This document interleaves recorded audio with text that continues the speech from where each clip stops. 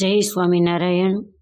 અમારો ચારધામ યાત્રા પ્રવાસ એ જ્યારે અનેક તીર્થોની અંદર દર્શન કરતાં કરતાં આગળ જઈ રહ્યા છીએ ત્યારે તારીખ 19/5/2025ના રોજ બિહાર રાજ્યની અંદર આવેલ એવું પવિત્ર બોધગયા સ્થાન ત્યાં અમે દર્શન કરવા માટે જઈ રહ્યા છીએ। તમે જોઈ શકો છો કે રાત્રિનો સમય હોવાથી અંધકારભર્યું વાતાવરણ છે।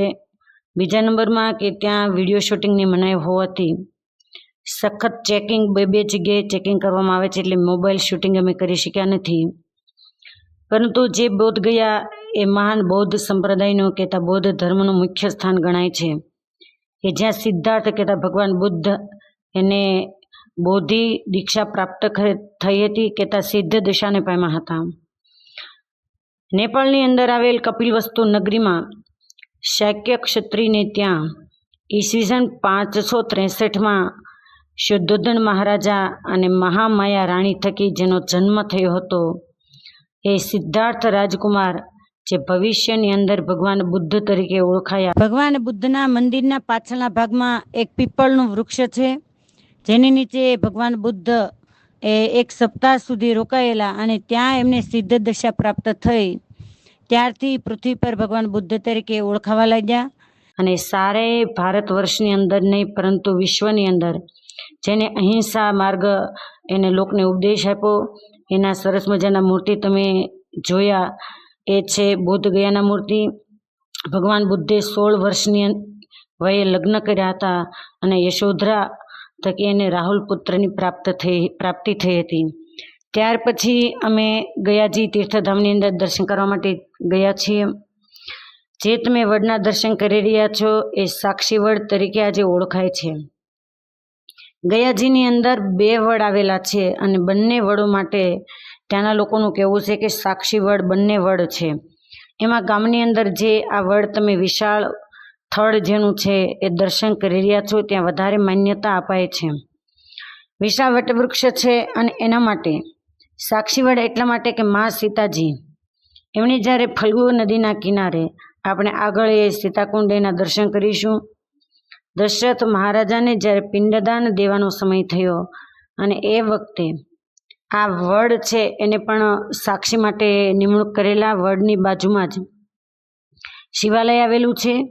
એ શિવાલયના સરસ મજાના મહાદેવ શિવલિંગની અંદર મુખારવિંદ સહિત છે એ મહાદેવના તમે દર્શન કર્યા। ત્યાર પછી સીતાકુંડે અમે દર્શન કરવા જઈ રહ્યા છીએ ને દર્શન કરી રહ્યા છીએ ત્યારે આજુબાજુમાં નાના નાના કેટલાય મંદિરો ત્યાં આવેલા છે। કોઈ મંદિરો ત્યાં પથ્થરની શિલાઓ, કોઈ દેવી દેવતાઓની પ્રતિમાઓ, કોઈ જગ્યાએ પરમાત્માની ચરણ પાદુકા હોય તો કોઈ જગ્યાએ ભગવાન લક્ષ્મણ, જાનકી અને રામ એમની સાથે તમે દર્શન કરી રહ્યા છો। તમે જોઈ શકો છો કે એક દરવાજામાંથી બીજો દરવાજો, એમાંથી ત્રીજો દરવાજો, એ રીતે એક પછી એક મંદિરો એ જોવા મળે છે। અને હવે તમે જે વડ નીચે યાત્રિકો દર્શનાર્થીઓ એના દર્શન કરી રહ્યા છો, જોઈ રહ્યા છો એ સીતાકુંડ પાસે આવેલો સાક્ષી વડ છે।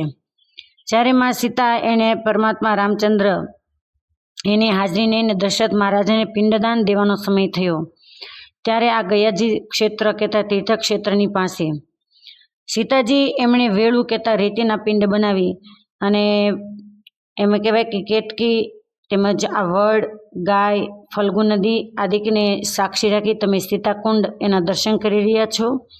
અહીંયા સીતાકુંડે 3 વાર પરિક્રમા કરવાનો મહિમા બતાવે છે અને જ્યારે આપણે ત્યાં દર્શન કરવા માટે જઈએ એટલે પૂજારી પોતપોતાના ગોત્ર આદિ એનું નામ લેવડાવી અને તમામને સંકલ્પ મુકાવતા હોય છે। સીતાકુંડે ભગવાન સૂર્યનારાયણ એનું મંદિર આવેલું છે અને ત્યાં જે દિવાલો છે એના ઉપર માં જાનકી અને રામાયણ આદિકની સાથે સંકલિત થયેલા અનેક ચિત્રો એને ચિત્રકારમાં દોરવામાં આવેલા છે, જેના તમે દર્શન કરી શકો છો। કોઈ જગ્યાએ માં જાનકી એનું હરણ થઈ રહ્યું છે, કોઈ જગ્યાએ મૃગ આવી રહ્યા છે, કોઈ જગ્યાએ સેતુ બાંધી રહ્યા છે। આવા અનેક ચિત્રો ત્યાં દિવાલ ઉપર જોવા મળે છે।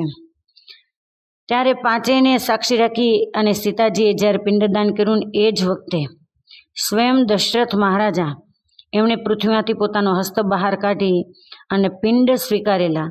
ભગવાન રાઘવ જ્યારે પરત પાછા આવ્યા આ તમે જોઈ શકો છો કે જે દશરથ મહારાજાએ જે જગ્યાએ પિંડ સ્વીકારવા માટે હસ્ત બહાર કાઢ્યો હતો એ જ ઓરિજિનલ જગ્યા છે અને સરસ મજાનો હસ્ત તેમજ શામ કલરમાં તમે પિંડ એને જોઈ શકો છો. મા જાનકીજી એના મૂર્તિ અહીંયા બિરાજમાન છે. બાજુમાં ભગવાન શિવજી એના મંદિર છે.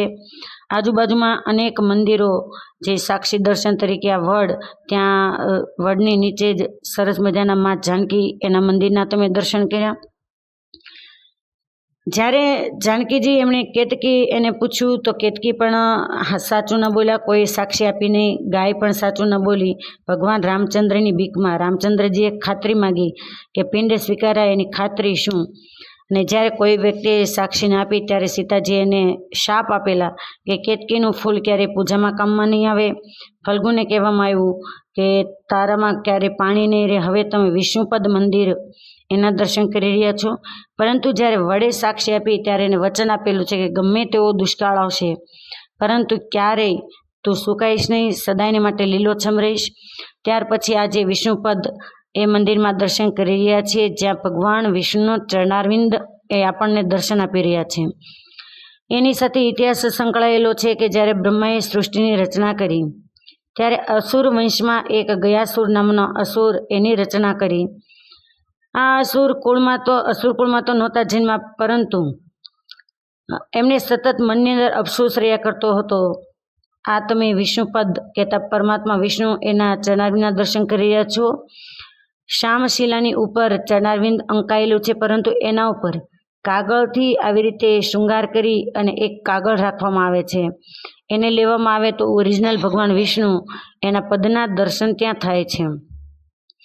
અસુરકુળમાં જન્મ નહીં હોવાથી ગયાસુર એની મનની વૃત્તિઓ દેવોની આરાધનાની અંદર સદાયને માટે રહેતી હતી અને એક વાતની એને ખટક રહેતી હતી.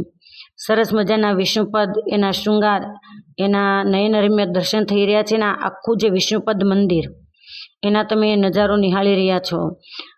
રાત્રિનો સમય હતો એટલે અંધકાર છવાયેલો છે. એકવાર ગયાસુરે આ ખટકને ટાળવા માટે પોતે તપ કર્યું, કેમ કે અસુરકુળમાં હોવાથી એને એવું લાગતું હતું કે મને ક્યાંય સન્માન મળતું નથી. એટલે એમણે વિચાર્યું કે હું કંઈક સત્કાર્ય કરું કે જેથી મને સ્વર્ગ મળે. અને એના માટે એને કઠોર તપશ્ચર્યા કરી અને ભગવાન વિષ્ણુને પ્રસન્ન કર્યા. ભગવાન વિષ્ણુ એને વરદાન માગવા માટે કહ્યું ત્યારે કહ્યું કે ભગવાન, આપ મારા શરીરમાં સદાયને માટે નિવાસ કરો કે જેથી કરીને જે લોકો મને જુએ એના સર્વે પાપ નાશ પામી જાય અને સર્વે જીવ પ્રાણી માત્ર એ પુણ્યશાળી બની જાય અને એને સ્વર્ગની પ્રાપ્તિ થાય. ભગવાન વિષ્ણુએ તથાસ્તુ કહ્યું અને ગયાસુર એને વચન આપ્યું, તમે આખા ગયાજીની જે ગયાસુરની ઇતિહાસ એના ત્યાં ચિત્ર પ્રતિમા એક કાચની અંદર અંકિત કરેલું છે અને તમે જોઈ શકો છો કે ગયાસુર સૂતા છે અને એના ઉપર ભગવાન વિષ્ણુ એ પોતાનો ચરણારવિંદ પધરાવ્યો છે. ગયાસુરને તથાસ્તુ તરીકે ભગવાન વિષ્ણુ વરદાન પ્રાપ્ત થતાં ચારે બાજુ એ ભ્રમણ કરવા લાગ્યા અને તમામ લોકોના પાપ દૂર કરવા લાગ્યા. જેની સામે જુએ એના તમામ પાપ નાશ પામી જાય અને એ જીવાત્મા સ્વર્ગનો અધિકાર બની જાય. એનાથી યમરાજાના ક્રમની અંદર ગરબડ થઈ ગઈ અને ત્યારે યમરાજાએ બ્રહ્મા પાસે આવીને પ્રાર્થના કરી. તમે જોઈ શકો છો કે ત્યાં પિતૃઓને પિંડદાનનું અતિ મહત્વ કહેવામાં આવ્યું છે. અમારા યાત્રાર્થીઓ ત્યાં પિંડદાન કરી રહ્યા છે. આપણી ભાષામાં કહીએ તો પિતૃતર્પણ કરી રહ્યા છે. બ્રહ્માજી એમણે ગયાસુરને રોકવા માટે યમરાજાએ વાત કરી કે તમે જો આને નહીં રોકો તો તમારા ક્રમની અંદર પણ વિગ્રહ કહેતા વિધાન એ સમાપ્ત થઈ જશે, આપણું ક્રમ બદલાઈ જશે. અને ત્યારે બ્રહ્માજીએ ગયાસુરને કહ્યું કે મારે યજ્ઞ કરવો છે, પણ તારા શરીર ઉપર પીઠ ઉપર બેસી અને યજ્ઞ કરવો છે અને બધા દેવોની સાથે. ત્યારે ગયાસુર ધાર્મિક વૃત્તિ હોવાથી પોતાની પીઠ પર યજ્ઞ કરવા માટે તૈયાર થયા. બ્રહ્માજી સર્વ દેવોની સાથે ગયાસુરની પીઠ ઉપર યજ્ઞ કર્યો, છતાં એને દબાવીને બેઠા, છતાં એ ચલાયમાન થતા હોવાથી ભગવાન વિષ્ણુને કહેવામાં આવ્યું. એ જ વખતે વિષ્ણુ ભગવાન એ ગયાસુરની પાસે આવ્યા. હવે તમે હરિહર ક્ષેત્રમાં દર્શન કરી રહ્યા છો. પરંતુ આપણે એ ગયાસુરની ઇતિહાસ સાંભળીશું. ભગવાન વિષ્ણુ એમણે કહ્યું કે ગયાસુર, હું તારી પીઠ પર બેસી અને યજ્ઞ કરવા માગું છું. અને ત્યારે પીઠ ઉપર બેસી દેવોની સાથે યજ્ઞ કર્યો. ભગવાન વિષ્ણુ પ્રસન્ન થયા અને વચન આપવા માગવાનું કહ્યું ત્યારે કહ્યું કે સદાયને માટે તમે દેવો સહિત અંતરિક્ષમાં કહેતા દિવ્ય સ્વરૂપે મારી પીઠ ઉપર અહીંયા બિરાજમાન થાવ અને મારા નામ ઉપરથી આ તીર્થનું નામ પડે અને અહીંયા કોઈ પણ પિતૃ તર્પણ કરે તો એના પિતૃઓ એને પરમાત્માના ધામની પ્રાપ્તિ થાય. આવો ગયાજીનો ઇતિહાસ છે. ત્યાર પછી આપણે હરિહર ક્ષેત્રની અંદર જે દર્શન કરી રહ્યા છીએ, સરસ મજાના શેષશયની નીચે ભગવાન નારાયણ કહેતા વિષ્ણુ એ બિરાજમાન છે ને એની બાજુમાં શિવલિંગ એના તમે દર્શન કરી રહ્યા છો. બંનેનો અહીંયા મેળાપ હોવાથી બંનેના દર્શન સાથે થતા હોવાથી આ ક્ષેત્રને હરિહર ક્ષેત્ર તરીકે ઓળખવામાં આવે છે. જે આ બિહાર રાજ્યની અંદર આ હરિહર ક્ષેત્ર આવેલું છે અને આપણા સંપ્રદાયની અંદર જ્યારે ડોક્યું કરીએ, જ્યાં હરિહર ક્ષેત્રની અંદર 72 નદીનો સંગમ એ સંકળાયેલો છે. 72 નદીના સંગમની અંદર તમામ યાત્રાર્થીઓ એમણે સ્નાન કરી અને આનંદની અનુભવી. સંધ્યાગીરી જે ધર્મપિતાના મિત્ર એની સાથે ધર્મદેવ જ્યારે અહીંયા હરિહર ક્ષેત્રની અંદર મેળામાં આવેલા અને એ વખતે બાલપ્રભુ ઘનશ્યામ મહારાજે માં ભક્તિ માતાને પૂછ્યું, કેમ કે ઘનશ્યામ મહારાજને ખબર નહોતી પિતાજી ક્યાં ગયા છે. ઘનશ્યામ મહારાજે પૂછ્યું કે દીદી પિતાજી ક્યાં ગયા છે? ત્યારે ભક્તિ માતાએ કહ્યું કે એ તો હરિહર ક્ષેત્રના મેળે ગયા છે ને તમારા માટે રમકડા લાવશે, ઘોડા આદિ રમકડા લાવશે. ત્યારે ઘનશ્યામ મહારાજ કહે કે અમારે પણ મેળામાં જવું છે. ત્યારે ભક્તિ માતા કહે કે ત્યાં તો કેવી રીતે જવાય? એ જ વખતે ગરુડજીને આજ્ઞા કરી અને ગરુડ પર બેસીને ઘનશ્યામ મહારાજ આ હરિહર ક્ષેત્રની અંદર મેળામાં આવેલા અને ત્યાં ધર્મદેવે ઘનશ્યામને જોયા. ધર્મદેવ બોલે કરે ઘનશ્યામ તમે અહીંયા ક્યાંથી? ઘનશ્યામ બોલે કે અમે મેળામાં આવ્યા છીએ. ધર્મદેવ બોલે કે તમે પણ કોની સાથે આવ્યા? ત્યારે કહે કે જુઓ આ ગરુડજીની સાથે અમે આવ્યા છીએ. ધર્મદેવ કહે કે ગરુડ તો ભગવાનનું વાહન કહેવાય. ત્યારે પરમાત્મા કહે કે અમે પણ ભગવાન છીએ. આવી રીતે આ સ્વામિનારાયણ સંપ્રદાયની અંદર બાલચરિત્રમાં ખૂબ વિસ્તારથી હરિહર ક્ષેત્રમાં જે ધર્મદેવ અને ઘનશ્યામ મહારાજ દિવ્ય સ્વરૂપે અહીંયા આવ્યા હતા ધર્મદેવની સાથે એ ચરિત્ર સંકળાયેલું છે. તો આ હરિહર ક્ષેત્રનો ઇતિહાસ. અસ્તુ. જય સ્વામિનારાયણ.